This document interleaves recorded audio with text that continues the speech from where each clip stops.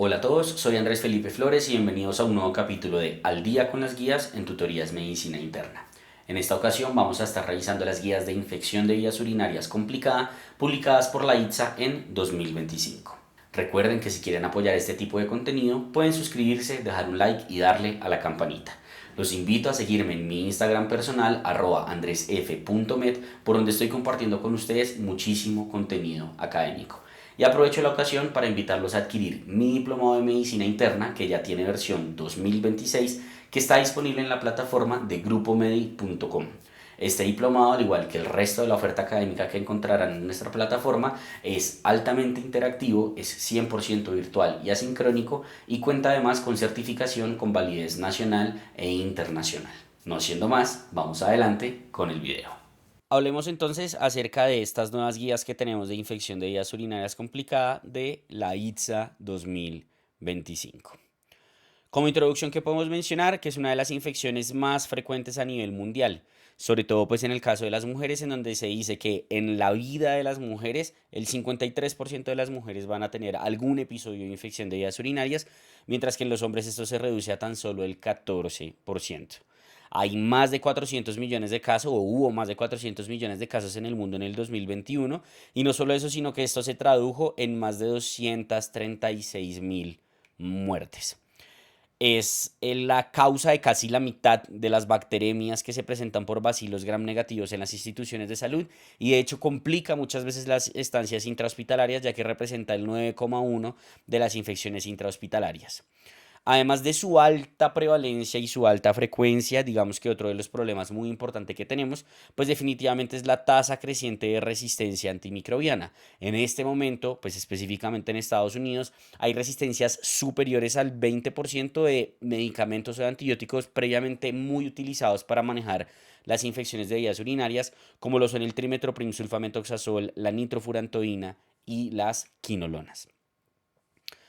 Cuando uno está hablando de infección de vías urinarias y más de una guía de infección de vías urinarias complicada, lo primero que uno tiene que definir es precisamente qué va a entender como infección de vías urinarias complicada, ya que seguramente muchos de ustedes han tenido diversas definiciones a lo largo de sus vidas o les han dicho muchas definiciones diferentes, que si hombre, que si inmunosuprimido, que demás.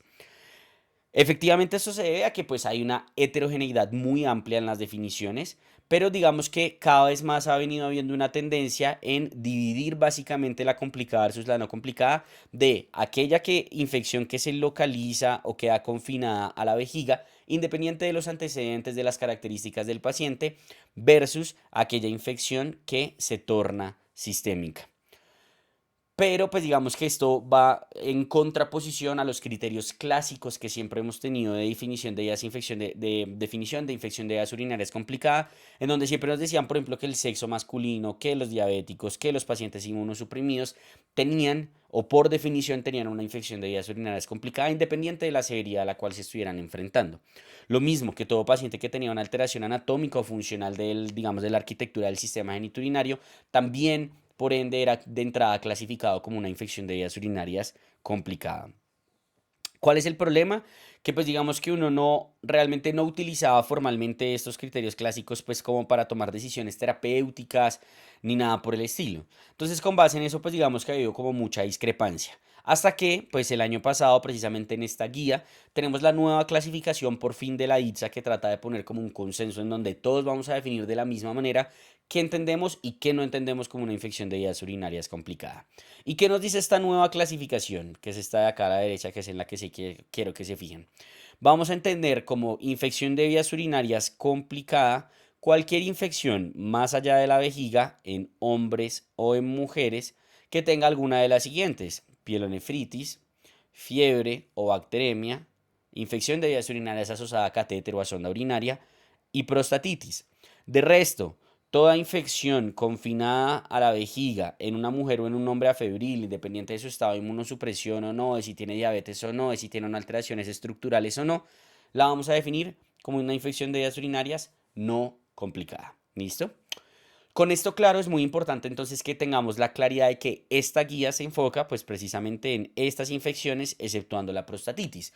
Todo lo que vamos a hablar de recomendaciones de manejo que nos deja la ITSA es para infección de vías urinarias complicada, no es para infección de vías urinarias no complicada.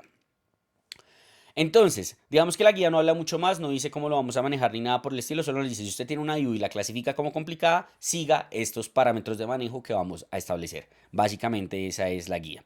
Entonces, ¿qué nos dice la guía? Nos dice que para escoger la antibiótico-terapia en un paciente con una infección de vías urinarias complicada, debemos hacer un esquema de 4 pasos. El primer paso es determinar qué tan severa es la infección. El segundo paso es evaluar cuáles son los factores de riesgo que tenemos para resistencias antimicrobianas. El tercer paso es evaluar factores específicos del paciente y el último paso es considerar antibiogramas, pero no el antibiograma del paciente, sino antibiogramas comunitarios, o sea, como lo que se conoce de resistencias epidemiológicas y demás en el sitio en donde se esté practicando. Y hay varias consideraciones que tenemos que tener en cuenta a la hora de todas las recomendaciones que vamos a hablar ahorita que la ITSA nos deja en esta guía.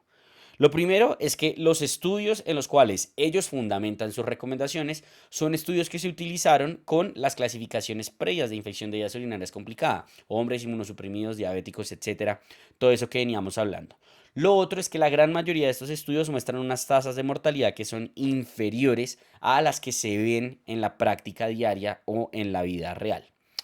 En general, vamos a ver que todas las recomendaciones que hacen en relación al uso de antibióticos va a ser con un grado de evidencia moderado, excepto por las recomendaciones que nos van a dejar de cefalosporinas de tercera y cuarta generación y los aminoglucósidos antiguos, en donde ellos consideran que la evidencia es baja realmente para las recomendaciones específicas que hacen en relación a estos 3 grupos de medicamentos en particular. Entonces este sería como el algoritmo que nos dejan del abordaje de los 12 pasos. Usted tiene un paciente que tiene una infección de vías urinarias y usted ya estableció que es complicada. Ya vimos que el primer paso era que usted iba a evaluar la severidad de la enfermedad. Conforme a la severidad de la enfermedad, usted va a dividir en 3 a sus pacientes. Número 1, el paciente que tiene sepsis pero no está choqueado. Número 2, el paciente que sí tiene sepsis y sí está choqueado. Y número 3, el paciente que no tiene sepsis.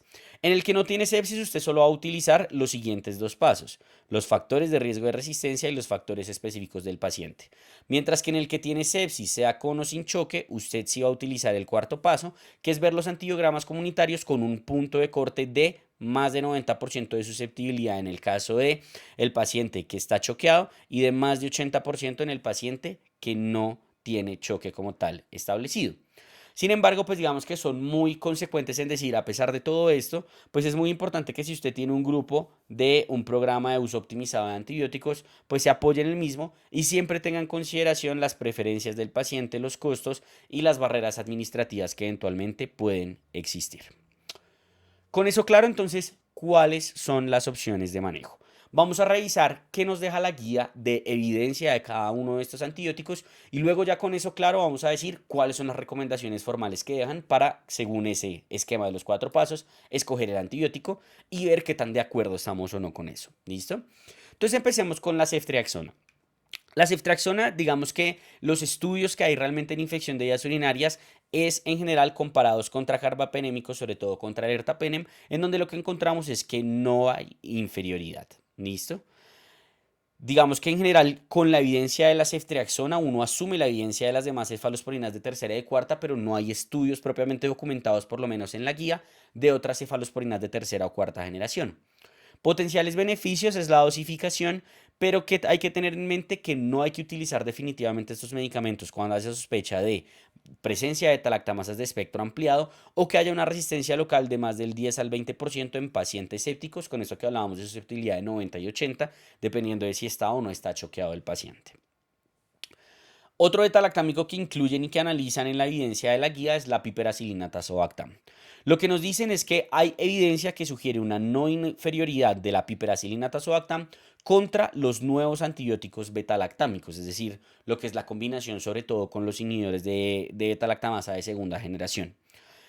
¿Qué consideraciones hay que tener en cuenta respecto a esta no inferioridad? Que la no inferioridad es sobre todo en cura clínica, pero hay un posible mayor beneficio de los nuevos antibióticos en relación a cura microbiológica sin que esto impacte como tal en recurrencias. Un potencial problema es que puede requerir infusión continua para mejorar el PKPD, sobre todo en los pacientes que están sépticos y con choque séptico, y la sobrecarga de volumen que eventualmente puede haber, ya que es una infusión que tiene bastante carga de sodio. ¿Listo? Nuevamente, no lo deberíamos utilizar ante sospecha de resistencia, sepsis o resistencia local mayor al 10 al 20%.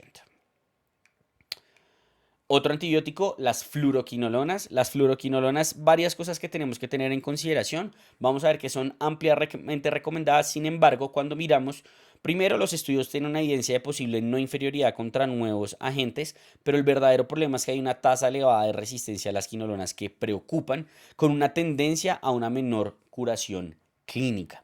Y no solo esto, sino que estos estudios que muestra la guía de fluoroquinolonas son estudios que van únicamente hasta el 2013, lo que sugiere que actualmente, a la fecha de hoy, las tasas de resistencia pueden ser muchísimo más altas en los escenarios de las quinolonas.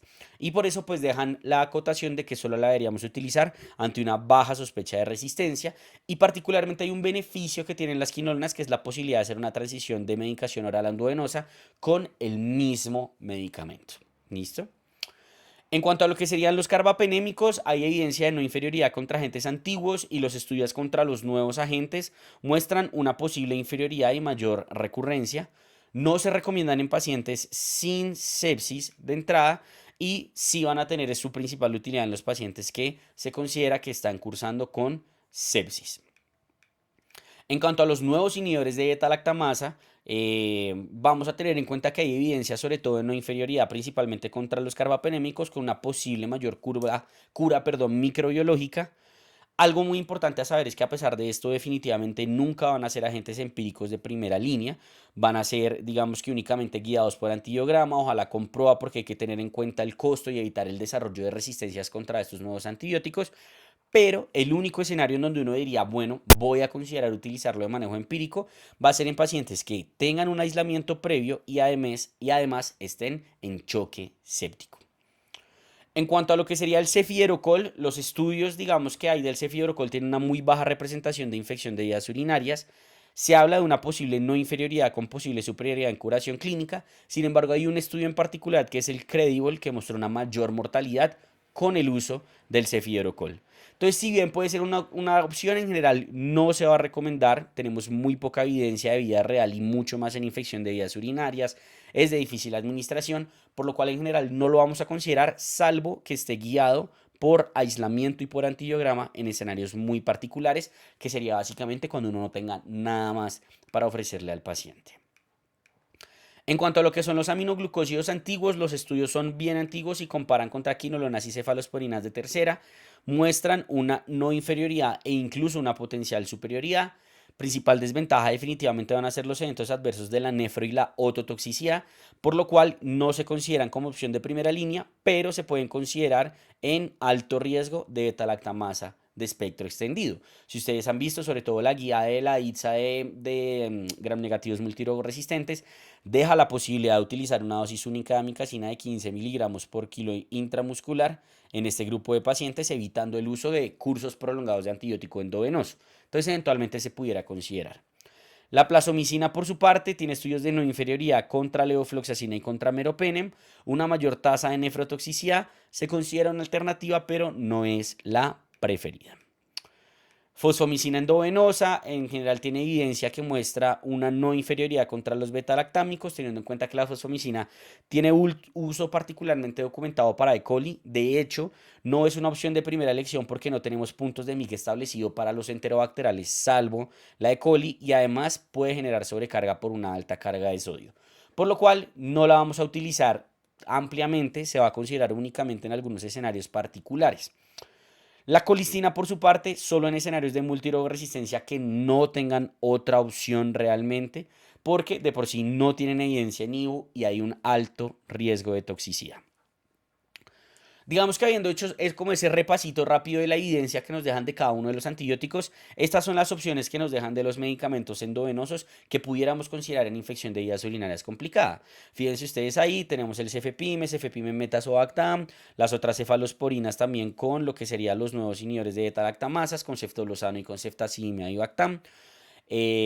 Ertapenem, fosfomicina, y ya lo que serían como tal los carbapenémicos con piptazo y con plasomicina, y pues las dosis están ahí establecidas. Antibiótico terapia oral. ¿Será que podemos utilizar antibiótico terapia oral en una infección de vías urinarias complicada bajo esta nueva definición?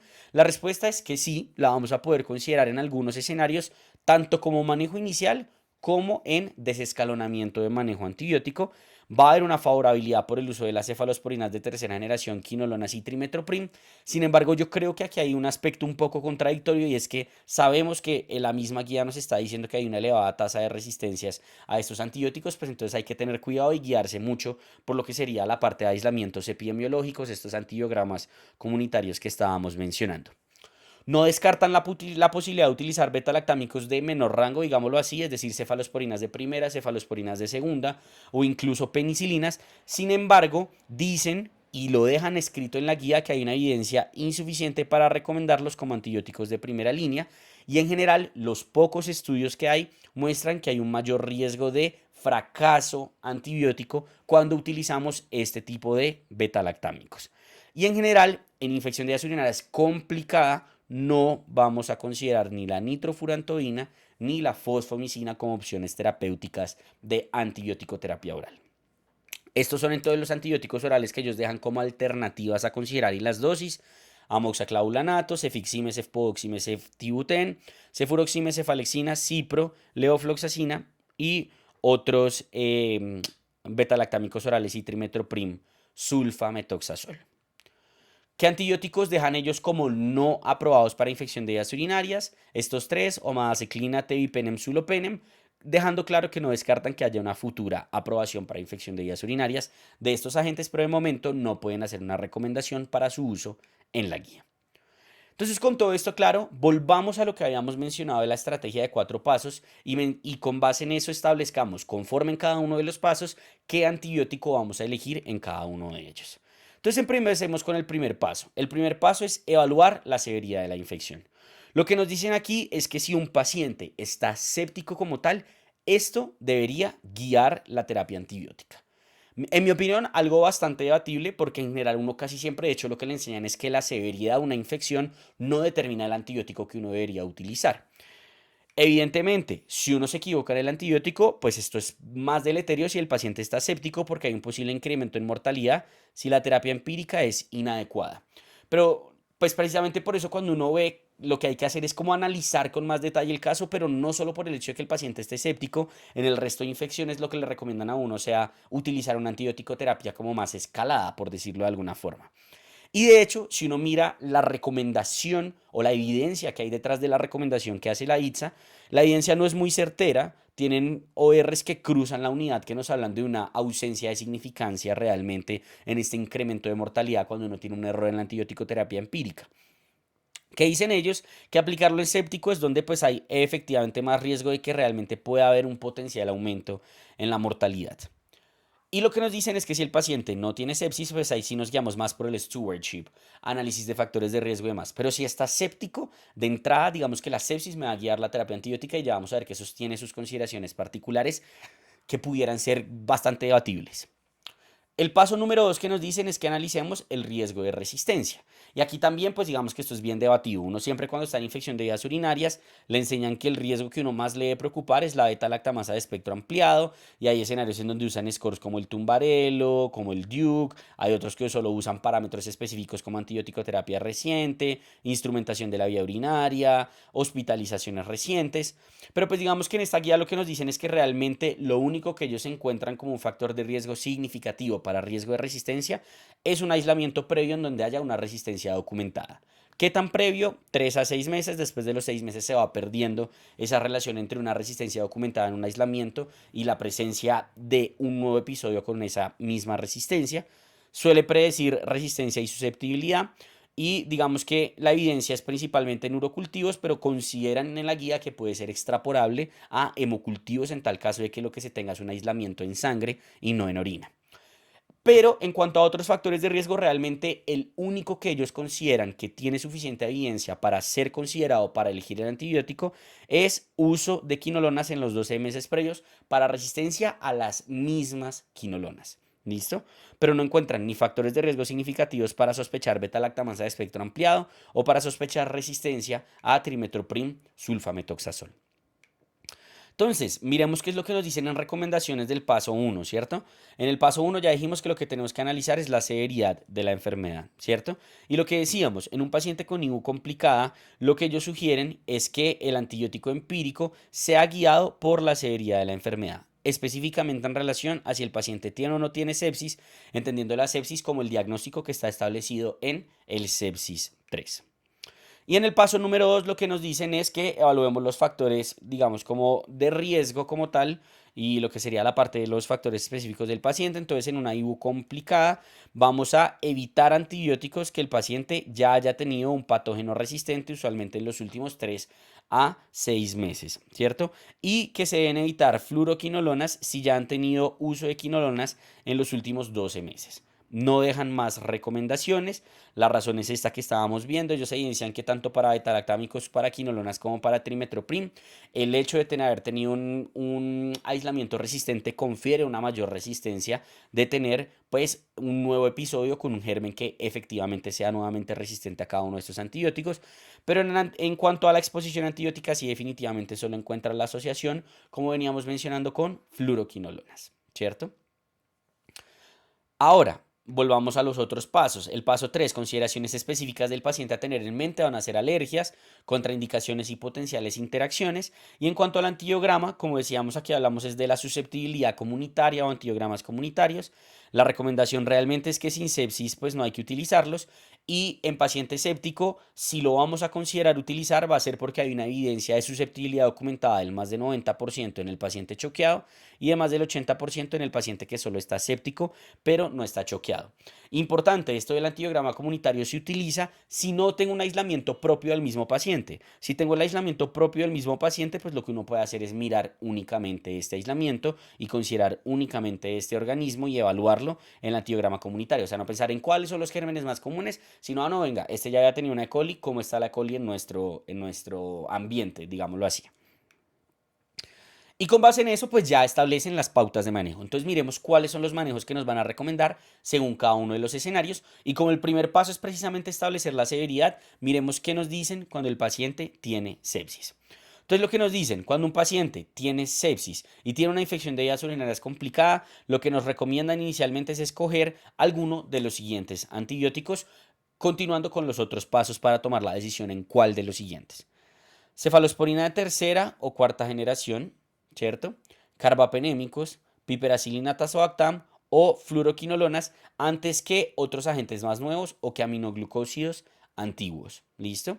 Para eso pues vamos a utilizar la tabla que pues nosotros ya mencionamos y que vimos anteriormente, ¿cierto? Haga el abordaje de los 4 pasos definitivamente para escoger el antibiótico que va a utilizar y lo que nos dicen, digamos que otros organismos a cubrir como pseudomonas, enterococos o estafilococcus aureus meticilino resistente se van a considerar en el paciente séptico que tenga sospecha de infección exclusivamente por estos patógenos, pero solo por la severidad de la sepsis no nos vamos a poner a cubrir esos microorganismos. Y nos dejan como comentario que esa la recomendación la hacen teniendo en cuenta que es de gran importancia un adecuado manejo antibiótico empírico para prevenir mortalidad en estos pacientes.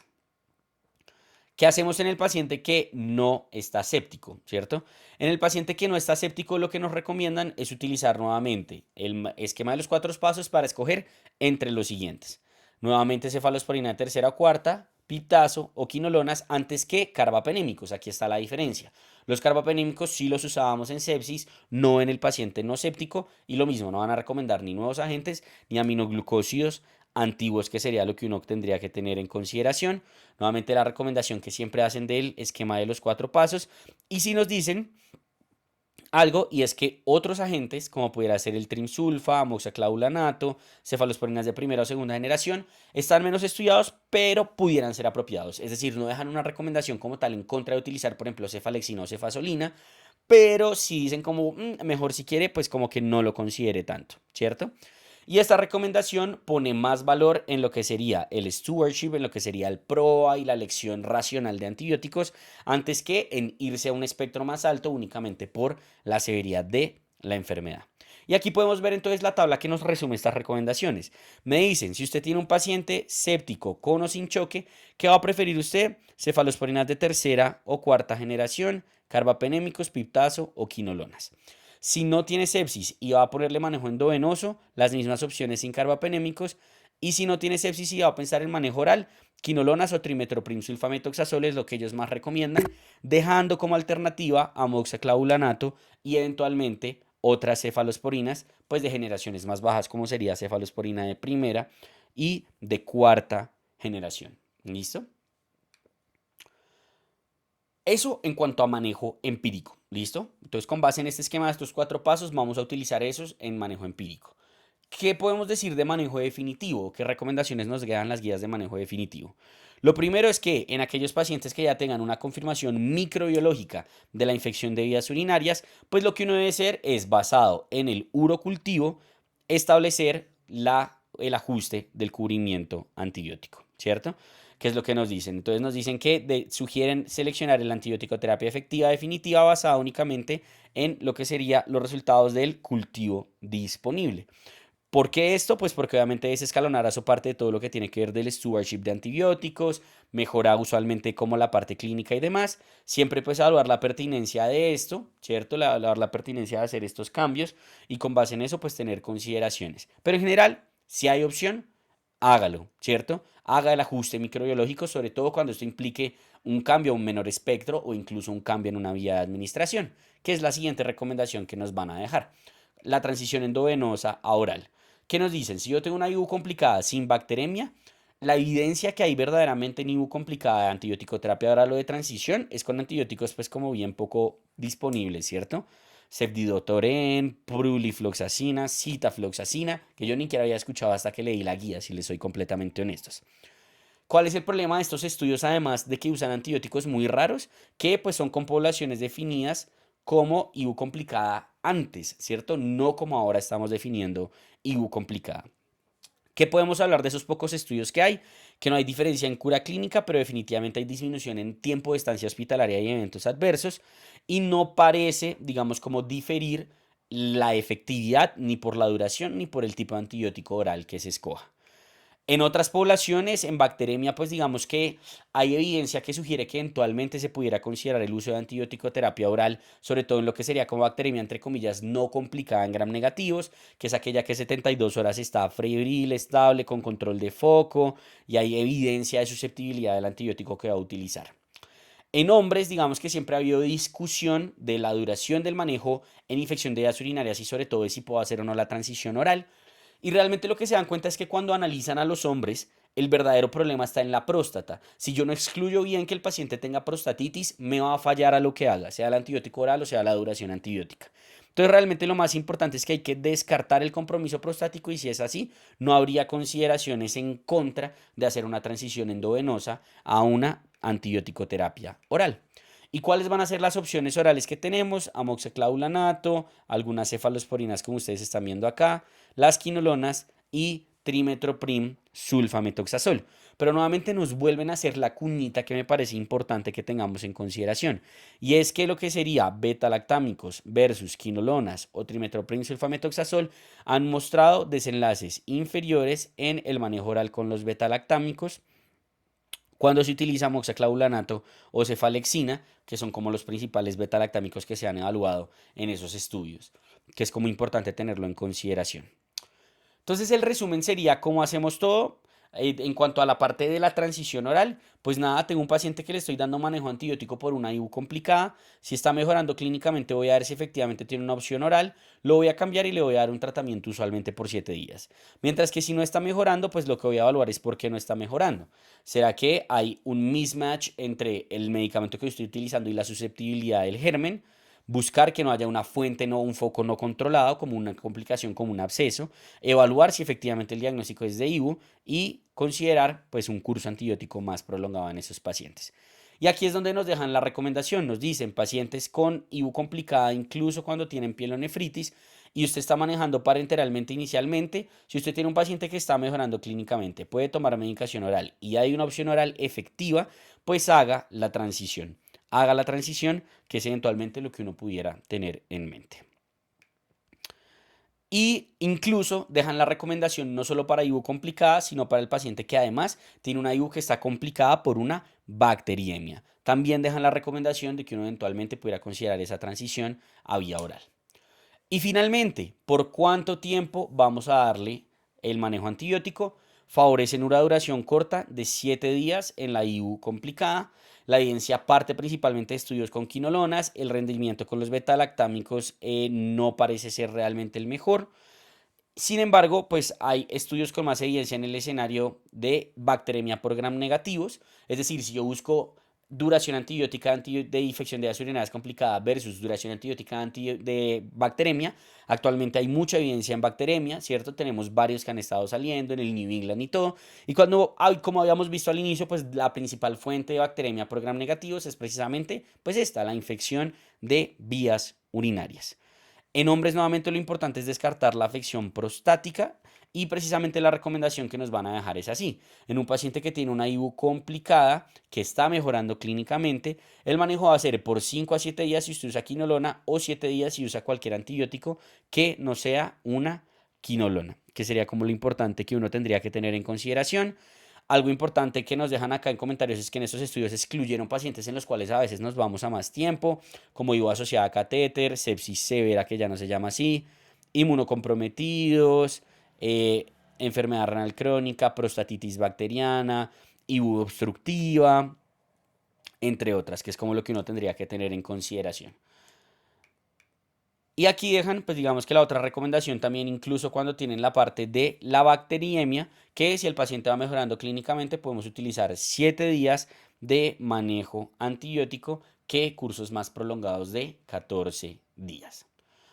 Entonces, pues digamos que este sería el resumen de este realmente son las guías de IBU complicada. Consideraciones que creo yo vale la pena tener en mente es que esto va un poco en contra de lo que hacemos rutinariamente en la práctica clínica. Nada más con el escenario de la antibiótico-terapia de primera línea que están escogiendo para pielonefritis que tenga que ser de entrada cefalosporina de tercera, cuarta generación, carbapenémicos. Eh, Personalmente creo que cuando uno analiza la evidencia que hay detrás de la guía, si bien los estudios que tienen muestran una potencial no favorabilidad para los betalactámicos, no son estudios dicientes, no son estudios con el mejor rendimiento o con la mejor elaboración. Y si uno mira clínicamente, la gran mayoría de los pacientes se tratan con antibióticos mucho más inferiores que los que ellos están proponiendo acá y les va bien. Me imagino que obviamente esto toca aterrizarlo a cada uno de los países y su microbiología local y demás, pero yo personalmente, que porque un paciente tiene pielonefritis de entrada ya le voy a poner cefepime o ceftriaxona, cuando no ha tenido exposición antibiótica previa, cuando no está hospitalizado previamente, cuando no tiene ningún aislamiento previo y es su primer episodio de infección de vías urinarias, estoy en desacuerdo, listo, estoy en desacuerdo y hay guías que sustentan estar en desacuerdo. Pero pues nada, esa es la guía de la ITSA, esa era lo que teníamos que resumir. Eso sería todo en cuanto a este video. Espero que les haya gustado. Cualquier duda que tengan, déjenla en los comentarios. Trataré de responderla lo más pronto posible y si quieren seguir aprendiendo con nosotros, lo pueden hacer con el video que está en sus pantallas.